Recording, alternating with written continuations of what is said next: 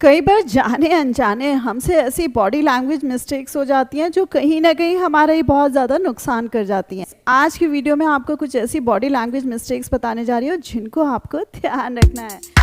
Friends, इसमें जो मैं सबसे पहली मिस्टेक ले रही हूँ वो ये है कि जब भी हम किसी से बात कर रहे हैं या जब भी किसी खास इंसान के साथ बैठे हैं सो आपको अपनी नज़रों पर काबू रखना है। यानी कि वहाँ पर आपके सामने से कोई भी बहुत ही इम्प्रेसिव, बहुत ही अट्रैक्टिव या बहुत ही सुंदर इंसान गुजर जाए, लेकिन आपको अपनी आंखों पर नियंत्रित रखते हुए उसको नहीं देखना है। कई बार हम ये भूल जाते हैं कि हम किसके साथ बैठे हैं और हम क्या करते हैं, उस इंसान जिसके सामने बैठे हैं उसको भुलाकर जो बगल से गुजर गया होता है हम उसको देखने में बिजी हो जाते हैं। कहने को तो ये ह्यूमन नेचर है कि अगर पास से कोई ऐसा अट्रैक्टिव इंसान गुजरेगा तो क्या ऐसे देखेंगे नहीं, बट यस, आपके साथ जो बैठा होता है वो अपने आप को अनअटेंडेड फील करता है और उसे लगता है कि यस, आप उसके ऊपर ध्यान नहीं दे रहे हैं। इसी के साथ साथ फ्रेंड्स, हमारी बॉडी लैंग्वेज से ही श्योर होता है कि हम इनसिंसियर हैं। कई बार हमें खुद ध्यान नहीं होता है कि हम दूसरे की तरफ पैर कर कर बैठे हुए हैं या दूसरे के सामने बहुत तेजी से हम पैर हिला रहे हैं। कई बार हमें यह भी ध्यान नहीं रहता है कि बात करते करते हम नाक में बहुत ज्यादा हाथ फिरा रहे हैं, या कई लोगों को मैं सीधे सीधे शब्दों में कहूँ वो नोज डिगिंग भी करने लगते हैं। इनको तो कोई लाइक नहीं करता और हो सकता है कि इसको आपकी इनोसेंस में भी ले लिया जाए, बट कई बार क्या होता है कि कुछ लोग अपने आप को बहुत ज्यादा स्मार्ट समझते हैं और वो सोचते हैं कि वो सामने वाले को अपने जाल में फंसा रहे हैं और अगले को पता नहीं चल रहा है। सो फ्रेंड्स, ये जो ट्रैपिंग होती है, जैसे कई लोगों का क्या होता है कि वो ऐसे ऐसे सर्च ज्यादा करते रहते हैं या दूसरे को बहुत ही सरकास्टिक नजर में देख रहे होते हैं, यानी कि वो नजरों से ही शो कर रहे होते हैं कि सामने वाले को वो कुछ नहीं समझ रहे हैं। या कई बार वो सोफे पे ऐसे हाथ रखकर दूसरी तरफ देख रहे होते हैं, यानी कि जो इंसान उनसे बात कर रहा है उसकी बातों को ना सुनते हुए वो दिखा रहे होते हैं कि वो कितने स्मार्ट है और वो बात सुन भी रहे हैं लेकिन वो कुछ और सोच भी रहे हैं। हो सकता है कि आपको लग रहा हो कि आप बहुत स्मार्ट है और आपकी पर्सनैलिटी भी बहुत ऑसम है, बट फ्रेंड्स, ये पर्सनैलिटी ऑसम होते हुए भी आपका ये जो बॉडी लैंग्वेज है ये बहुत ही वाहियात और बेतुका है जिसको सामने वाले बिल्कुल भी पसंद नहीं करते हैं। सेम वे फ्रेंड्स, कुछ लोग इतने ज्यादा ओपन माइंडेड होते हैं, यानी कि ओपन माइंडेड होना खराब बात नहीं है, लेकिन वो किसी को भी जाते के साथ ही और या स्लैंग्स यूज करते हैं। और कई बार क्या होता है कि सामने वाले इतने कंफर्टेबल नहीं होते बट वो जाते ही हाथ मिलाना या बहुत तेजी से पकड़ना या किसी भी तरीके से हाथों का तेजी से एक्सप्रेशंस करते हैं या वो किसी भी तरीके का क्वेश्चन पूछ बैठते हैं। अरे भाई, सामने वाले को कुछ टाइम दे, के साथ कुछ क्षण बिताएं, उसको समझे और उसके अकॉर्डिंग बिहेव करें। कई बार आपका ये जो ज्यादा खुला हुआ नेचर होता है ना वो दूसरों को रास नहीं आता, और उसके साथ साथ ये बॉडी लैंग्वेज जो होती है ना कि किसी का भी हाथ पकड़ लेना, कंधे पे हाथ रख लेना और कंधे पे ही हाथ रखे रखे बात करते रहना, बहुत सारे ऐसे लोग होते हैं जो उस समय इंसल्टेड फील करते हैं। और इसी के साथ साथ फ्रेंड्स, कई बार क्या होता है कि जब हम किसी से बात कर रहे हैं और बीच में कोई इंसान आ जाता है और वो हमारी बातों को इंटरप्ट करता है, सो कई बार क्या होता है कि हमें अंदाजा नहीं रहता और हम उसको बहुत ही आसानी से ऐसे रोक देते हैं। जो फ्रेंड्स ऐसे रोकना होता है ना, कई बार लोग इसको भी अपनी तौहीन मान लेते हैं, यानी कि सामने वाला अपनी गलती तो नहीं मानता है कि वो बीच में बोल बैठा है, बट ये आपका जो हाथ का इस तरीके का जो जेस्चर होता है उसको वो पसंद नहीं करता। आपको ध्यान रखना है कि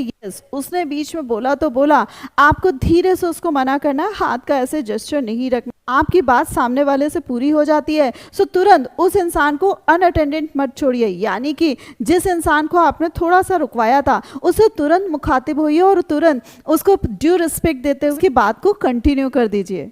और इसी के साथ साथ फ्रेंड्स, कई बार क्या होता है कि हमारी जो सरकास्टिक टोन होती है या सरकास्टिक लैंग्वेज होती है या सरकास्टिक लुक्स होते हैं, यानी कि कई बार क्या होता है कि हम सामने वालों को पसंद नहीं कर रहे होते हैं। सो फ्रेंड्स, आप किसी को पसंद कर रहे हैं, नहीं कर रहे हैं, बट ये अपने जो फेशियल एक्सप्रेशंस हैं उनको थोड़ा सा काबू रखिए, यानी कि किसी को भी गलत तरीके से मत, किसी को भी भवें ऊपर नीचे करके मत देखिए। The same way sarcastic looks के साथ साथ आपको सरकास्टिक टोन से भी बचना है, यानी कि व्यंग्यात्मक लुक तो रखने ही नहीं है। द सेम वे जो व्यंग्यात्मक टोन होती है कि किसी को भी किसी भी लहजे में सो अच्छा कर ही रहे होंगे, सो यानी कि जो हमारी अंदर की चिढ़ होती है हमारे लहजे में भी अपने आप ही आई जाती है। इसी के साथ साथ फ्रेंड्स, कई बार हमें बोलने चालने में भी शर्म आ रही होती है, यानी कि हमें लगता है कि सामने वाला हमसे ज़्यादा इन्फ्लुएंशियल है, सामने वाला हमसे ज़्यादा अच्छा है या सामने वाले हमसे ज़्यादा प्रभावशाली हैं और उनके सामने किस तरीके से बोले, कैसे बोले, हाँ बोले ना बोले, और बात ही ना करें। बातचीत में ये जो शर्म होती है ये भी कहीं ना कहीं हमारी बॉडी लैंग्वेज मिस्टेक्स में आती है।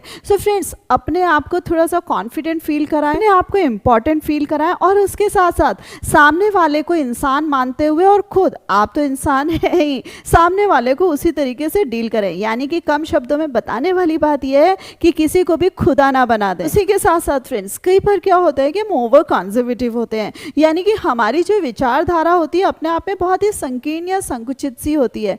यानी कि कुछ लोगों का जो ओपन माइंडेडनेस होती है या उनका जो ओपन बिहेवियर होता है वो हमें रास नहीं आ रहा होता है। सो जो बातें उनकी हमें अच्छी नहीं लग रही होती वो हमारे चेहरे से विजिबल हो रही होती है। और दूसरी चीज ऐसी भी होती है फ्रेंड्स, हमने जो कपड़े पहने होते हैं उसमें भी हम बहुत ज्यादा कॉन्शियस होते हैं। जैसे फीमेल्स को भी आपने देखा होगा कि साड़ी पहने हुए हैं, सो उनकी इतनी सारी पिन्स लगी होती हैं कि वो देखने में अच्छी तो नहीं लेकिन भद्दी जरूर लग रही होती है। द सेम वे कई बार अगर कोई एथनिक ड्रेस पहने हुए हैं लड़कियां, सो अपने दुपट्टे को भी लेके इतना ज्यादा कॉन्शियस होती है। दुपट्टा ठीक से कैरी करना अच्छी बात है, बट उसको लेके हर समय ऐसे बैठे रहना वो भी खराब लगता है। फीमेल्स की आदत ऐसी भी होती है कि सामने बैठना है, सो वो कोई ना कोई बुक या किसी ना किसी चीज को ऐसे सामने पे रख के बैठी होती है। यानी कि अगर इसको इन टोटलिटी समझा जाए तो वो अपने आप में उतना सिक्योर्ड फील नहीं कर रही होती है। यस, आपके इस बॉडी लैंग्वेज से कहीं ना कहीं लोग आपको कमतर आंक, कहीं ना कहीं आप अपना इंप्रेशन भी गंवा बैठते हैं। कई बार तो कुछ लोग ऐसे चेपू इंसान होते हैं। चेपू इंसान वर्ड थोड़ा सा अजीब सा लग रहा होगा,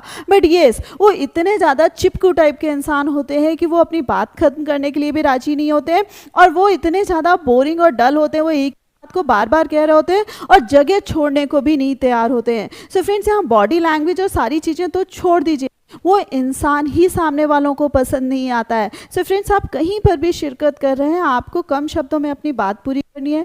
आपको बॉडी लैंग्वेज का ध्यान रखने के साथ साथ आपको समय का भी ध्यान रखना है कि आप वहां पर कितनी देर के लिए बैठ गए। Last but not the least, इस चीज का हमेशा ध्यान रखिएगा।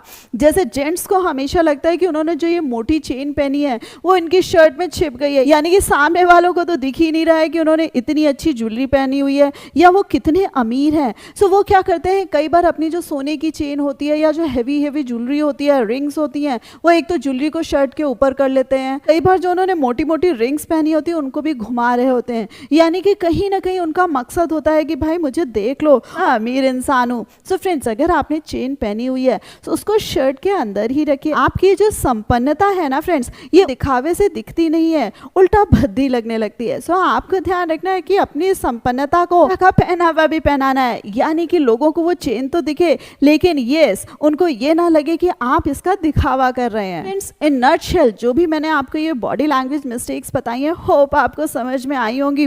सो मुझे कमेंट करके जरूर बताइएगा और यस लाइक करना मत भूलिएगा, अपने फ्रेंड्स के साथ शेयर करना मत भूलिएगा और ऐसे ही लाइफ लेसन्स जानने के लिए मेरे चैनल को सब्सक्राइब कर दीजिएगा। So thanks a lot for giving me this much time.